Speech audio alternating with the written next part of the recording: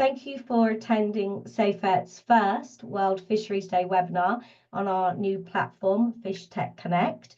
For those of you who are not familiar, SafeEt's vision is a future where technology empowers seafood and fisheries to sustainably manage marine resources. By providing a centralised platform, SafeEt unites technology providers and fishery stakeholders to collaborate, share resources and drive technological adoption. So with that, here we are. And today I'm excited to that Moko is joining us to share his work relating to the use of low-cost cameras and tracking devices combined with machine learning to automatically identify and track catch for small-scale fishing vessels in Indonesia. So I'm going to shortly hand over to Moko, but before I do, today's webinar will be recorded, as you know. You may access the recording through Fish Tech Connect after the event. Once Moko has finished his presentation, there will be an opportunity to ask questions through the Q&A function. Or if you prefer, you can reach out directly to Moko after through the platform even through direct chat. So I am going to now mute and turn my camera off and hand over to hear your wonderful presentation, Moko. Thank you very much, Inga, for this opportunity. First of all, let me share my screen so you guys can see my presentation. Could you please tell me that you are already seeing my screen at the moment? Yes, correct. We can see the presentation. Perfect. Thank you. All right. Hello, everyone. First of all, let me introduce myself. My name is Ahmad Catur Moko, but people usually call me Moko for short. And today I would thank so much for this opportunity to share one of my PhD work about electronic monitoring and artificial intelligence application in small-scale tuna fisheries. And yeah, me myself, I come from Indonesia, a country where consists of thousands of the island. And as you may expect from the island nation, it consists of many people who rely on the fisheries as the main source of the livelihood. And my journey for this fisheries management thing started back in 2010 when I first enrolled in the undergraduate degree in a local university here in Indonesia. And then after that, I continued my master degree to the Erasmus European Master Program in Europe. And on this master, my research is particularly focused on the detecting anchorfish aggregating device or AFAD. And that project led to my current project, which is the PhD in the quantitative marine science. And one of the chapter of the PhD is about applying electronic monitoring that I would like to share with all of you guys over here. So let's get started. One of the fundamental key in the fisheries management is data availability. And in this case, what I mean by data is the catch data. So basically, the rules of the fisheries management is quite simple. We would like to know how many fish do we take from the ocean and what's the remaining left. And when we talk about catch data, we often refer to the species, how many cats with or individual, the length, and also what's the bycatch. All of this we call biological data, and the method that's commonly used around the globe to collect all of this biological data is through pod sampling. However, if we only conduct pod sampling, we already miss some other information that is already that is equally important for the management. For example, where is the fishing ground location? Is there any interaction with the endangered, threatened, or protected species during the fishing operation?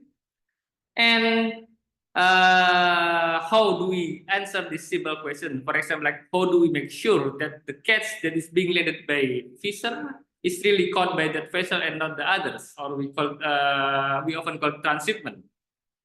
And aware of this issue, fisheries manager employed observer, which is like an onboard independent observer. But this kind of data collection practice is expensive and also particularly only applied on the bigger vessel where they have enough space and capital as well. However, in the small scale fisheries, one of the limitation is they have like limited space in their onboard vessel. That's hindering the program of the sending observer on these small scale fisheries. So the big question that we would like and that I would like to answer on this research is, how do we get reliable fisheries catch data? And one of the promising potential tools these days is applying electronic monitoring. So basically, we would like to install a camera, CCTV camera, on board of the fishing vessel and also GPS tracker. It will record everything, starting from the boat leaving the port until they come back. However, instead of using this electronic monitoring device as a tool for law enforcement or regulation compliance, we use this technique or we use this tool as a data collection because it's record everything that's going on during the fishing operation at sea. And before I continue about this kind of technology, let me introduce you to the fisheries that I'm working with. It is one gross ton fishery, there's in small scale tuna fishery, and then it's only operated in 1 day fishing trip, and it only has one single crew, and they are targeting yellowfin and skipjack tuna. Why this small scale fisheries matters? Because they are actually fair trade and also MSC certified fishery, which means that their catch is being traded globally. So their catch is matter. And if we would like to apply electronic monitoring on this size of the boat, we have to overcome several challenges. For example, limited space, absence of electrical power, and obviously cost. It should be low cost or even no cost for the data collection. Otherwise, it would not work in the real world. So, knowing all of these challenges, we start to trialing using outdoor CCTV camera. You can find it on the Amazon or ready commercially available on the market with a price of only $100. As for the GPS tracker, we use asset GPS tracker that costs only $99 US, and it pings every 5 minutes, and it was initially intended for the asset tracker, but we can repurpose this device as a spatial tracker.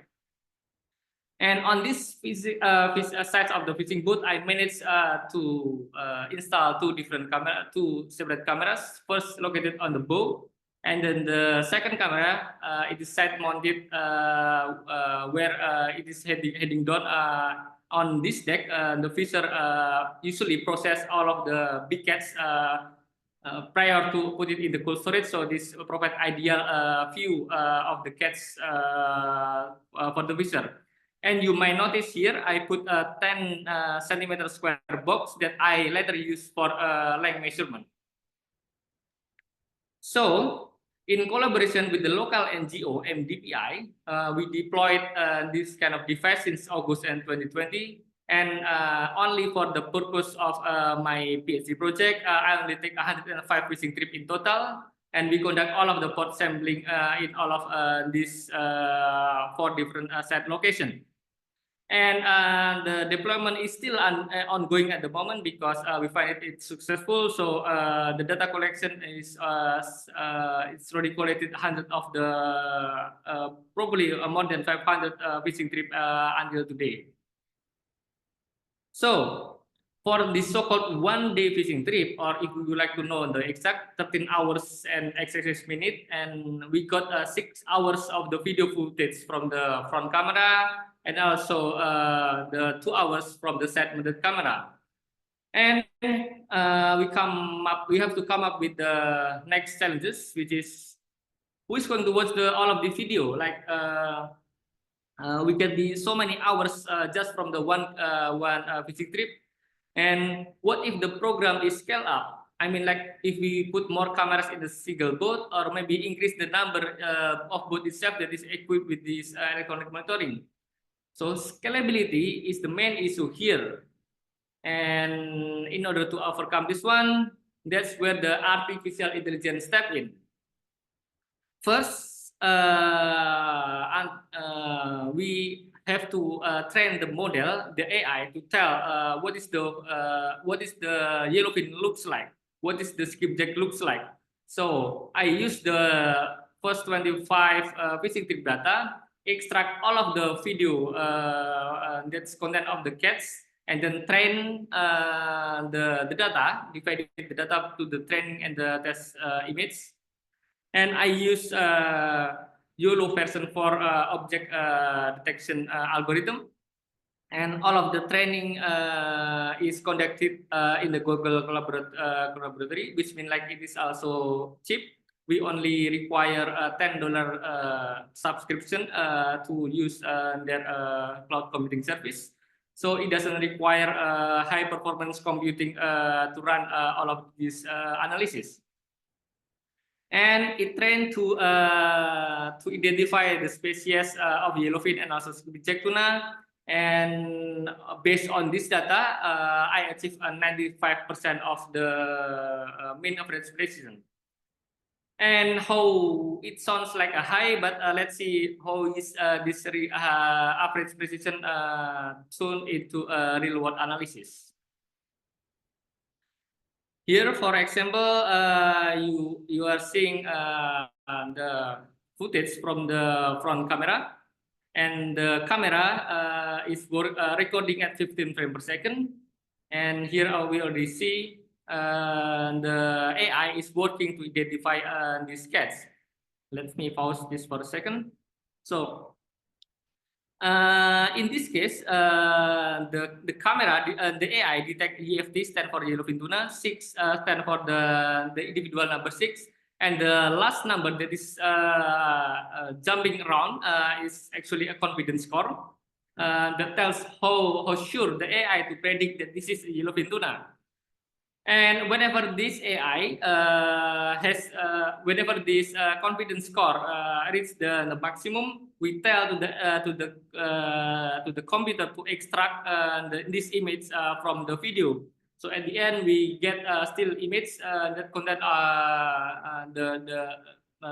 the picture of the target species with the highest confidence score.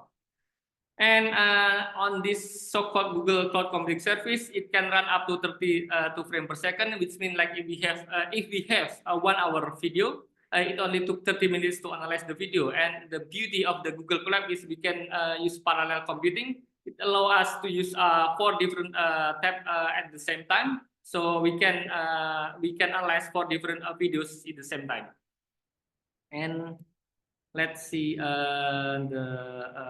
the extracted image. So this is, for example, the extracted image from the side-mounted camera. It detects yellowfin tuna, and it's also able to distinguish small yellowfin and also skipjack tuna that is recorded on board. And let's speak about the accuracy. So for the camera, the first camera, it's recorded on average, it's recorded 6 hours and 90 minutes, or 141,000 still images. As for the camera, is 124 total still images if we multiply the duration between the frame rate of the recording.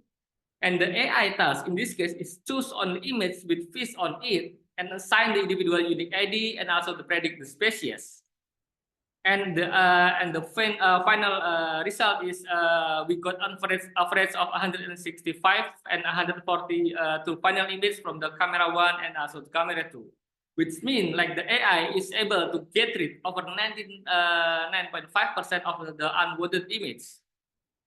And it's look like cool if we look at this angle. However, if we deep dive to the 155 and 143 panel image, more than 80% of them are false positive detection, which means like, for example, this is the fisherman leg, but it's mistakenly recorded as a yellowfin tuna.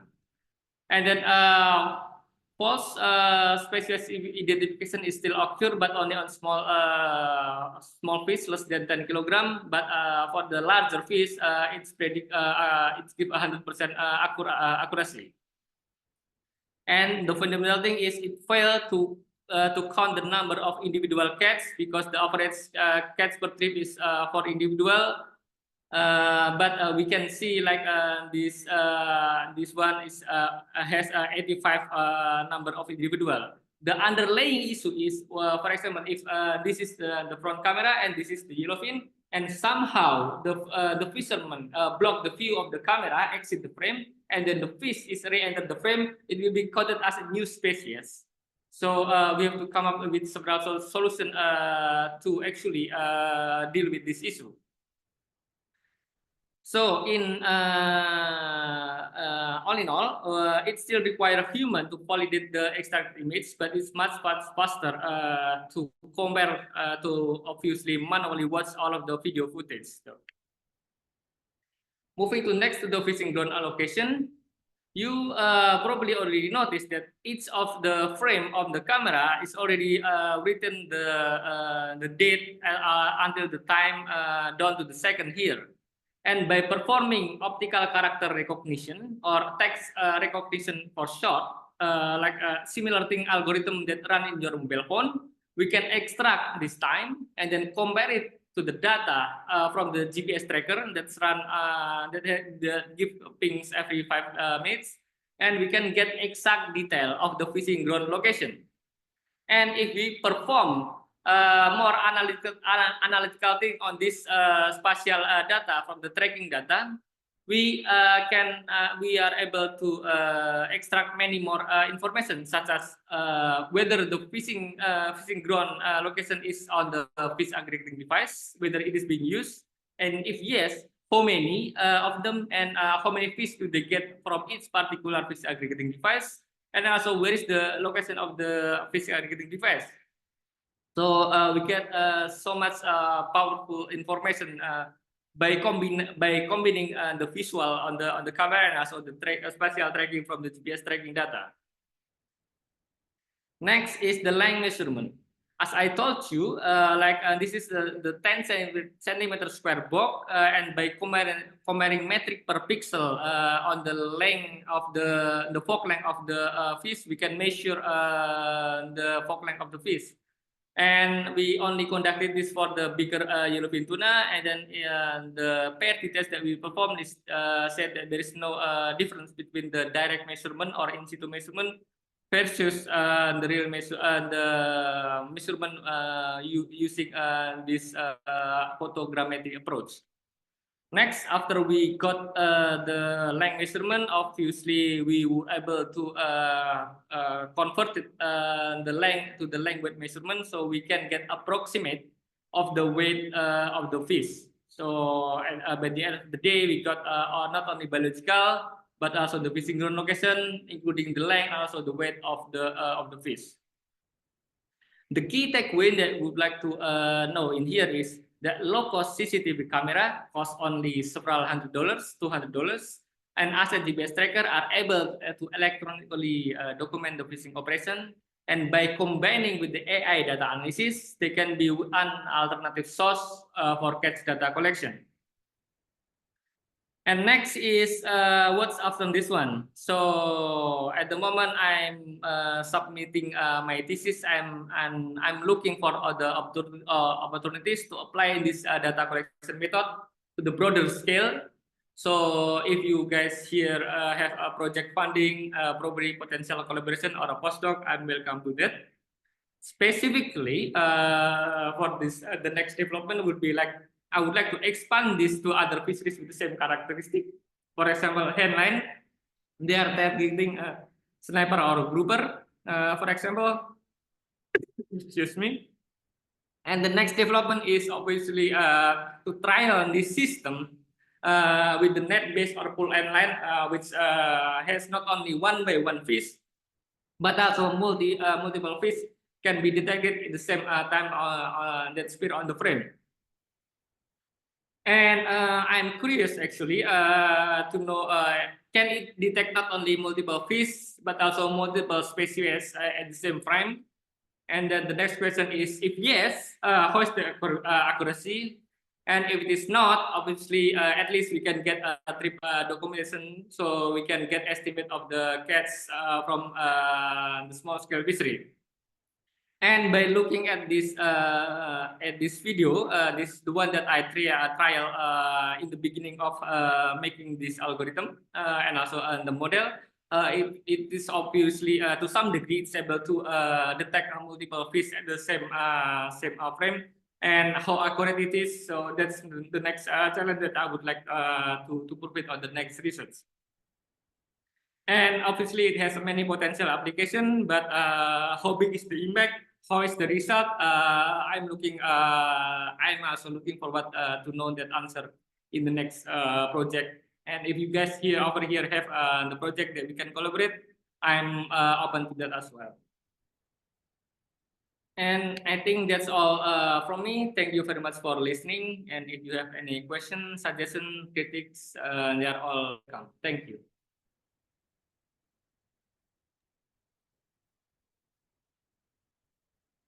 Thank you, Moko. Thank you. That was a really insightful presentation into your work. There's so much to absorb there. And what I'd like to do is open up to see if we have any questions. So we have a Q&A function that hopefully everyone can access there. Or maybe put your hand up if you've got a question to ask. So I would like to get the ball rolling. I will ask a couple of questions. So can you tell me more about the approach and the first engagement with the fishers? And I guess second part of that is to hear more about their feedback on the project. And you mentioned that it's still going on today. So that would be good to hear a little more about that. Okay, thank you very much. So the fisher is actually positive with the project because they use the GPS tracker and we provide them access to the satellite GPS tracker. So their family, their close relative at home can monitor their husband going to the sea. So it acts as a safety tool, as a safety equipment for their family. So whenever there is a storm or something bad weather happening, so they can take their family. And as for the camera, they are also proud to show that they have like a big catch, like in the NGO that we are collaborating with. They have they watch the video every the end of the fishing season, and they have like had it in a big screen, and they brought to compare to one to each other how big and they are able to catch like a competition as well. So there's positive feedback from the fisher regarding to the installation of the GPS and also the camera on their fishing boat. Thank you. And how many fishers took part? You mentioned how many trips, but how many fishers took part over the period of the project? So in the beginning, like when we start doing this, we only do it the two different site location, and then each different site location every month we collect five different videos from 5 different fishermen. However, as we are in the middle of the project and the camera is proved to be successful, and then no damage at all with the camera, and it can withstand the marine environment, even though it doesn't design on the marine to withstand the marine environment. And we start to scale up the project with more than 6 different fishing sites, and every month until now is still deploying the same camera and also the same GPS tracker. So they are collecting many data as we speak today. Okay, thank you.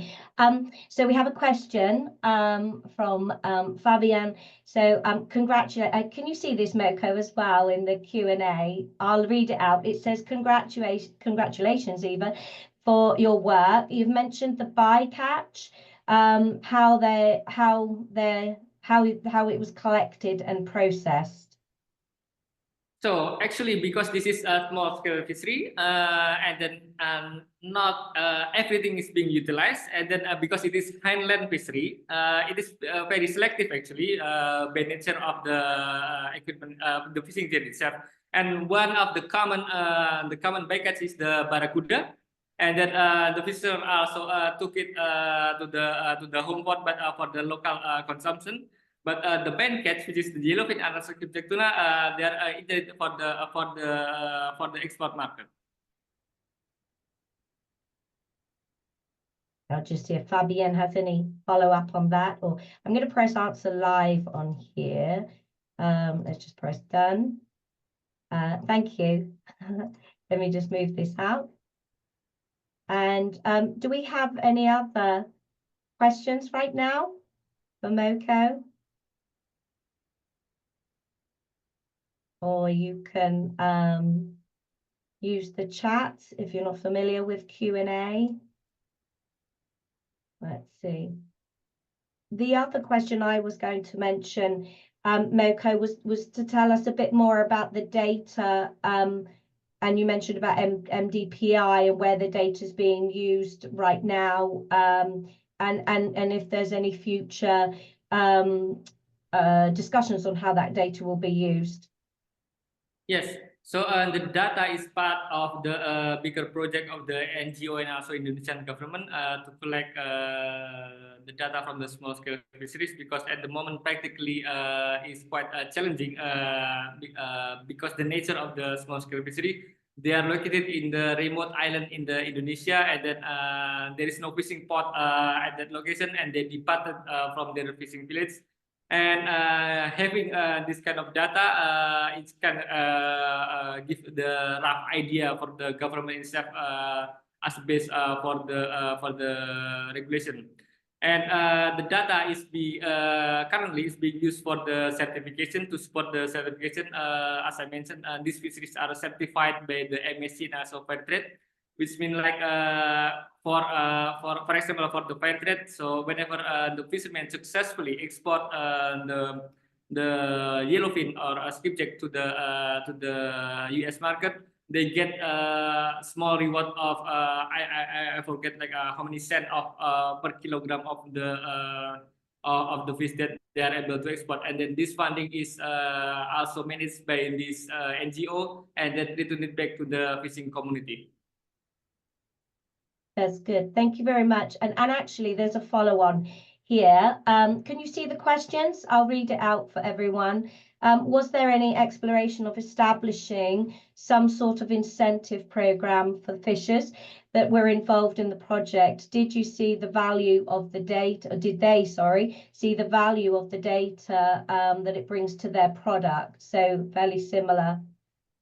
Obviously, yes. So whenever as I mentioned, this fisheries is community-based fisheries, and then they are under the local NGO management, and then this NGO helping them to obtain the certification, and then the certification obviously they have to prove that they are being the fish that being catch is has been caught in a responsible way, and also they have to provide the traceability. And by doing this camera and also GPS tracking, it's provide tools for them to show that their product or their seafood is traceable up to each of the local fishermen.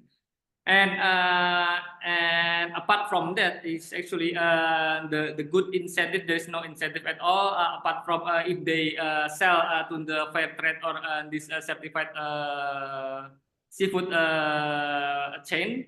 And another thing that the fishermen value, as I mentioned before, is they value the GPS tracker as a safety gear, because practically there is no any safety gear that the fishermen have.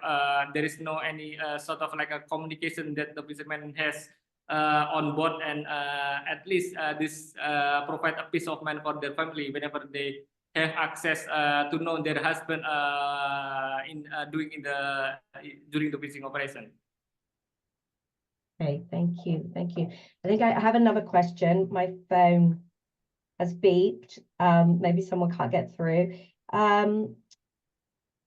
Okay, someone said it's very interesting presentation. Did you look at feeding back the false positive detections back into the model to improve accuracy?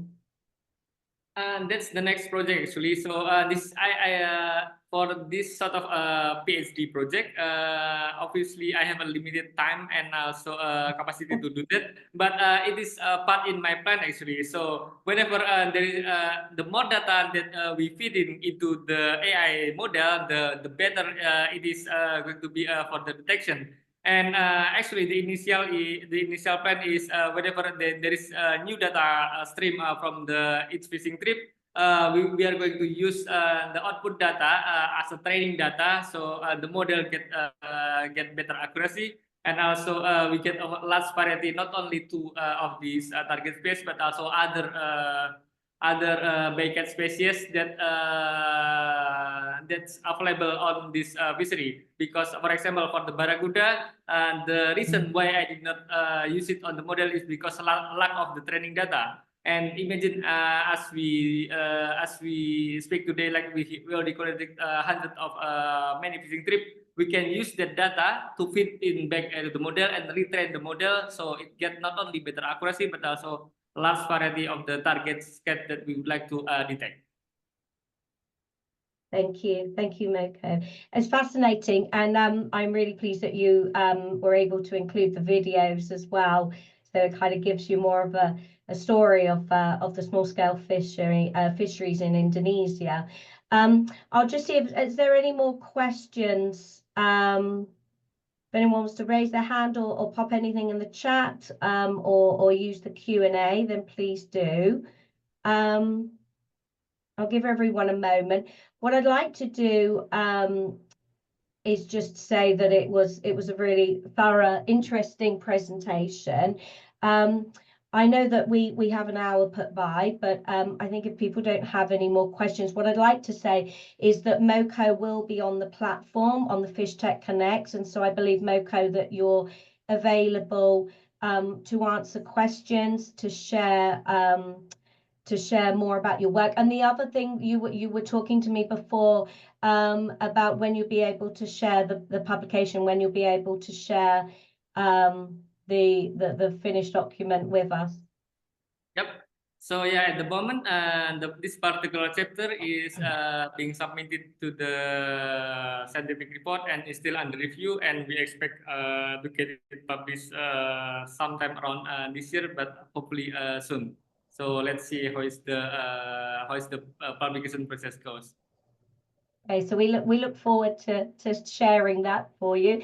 And yeah, so if anyone would like to ask questions, then please reach out to Moko through chat. What we will do is share this presentation on the platform shortly, so you will be able to access and re-watch. I'd like to say, let me just double check. I don't think we have any more. No. So I'd like to just say thank you once again, Moko, for presenting for us today on World Fisheries Day, and thank you to everyone that's joined us. I know we have people that have joined from all different time zones. I'd like to just also mention that we have 2 further webinars in early December this year from 2 technology companies, Goldfish and Ocean Mind, who will be presenting with the Thai government regarding a PSMA tool. And so workshops and webinars will then pick up in early January. And please, if you would like to talk about a subject, whether it's from a technology solution provider or whether you're a user, if you'd like to talk about challenges, your success, then please do reach out to me. Because this is a great platform for people like Moko and everyone to share their success and their work around the world. So please don't hesitate to get in touch with me. And I'm just going to double check that we don't have any more questions. No, we don't. So I'm going to say thank you very much, and good afternoon or good evening or good morning, wherever you are. And yeah, great. Thank you very much, Moko. Thank you, everyone. Thank you, and bye, everyone. Thank you.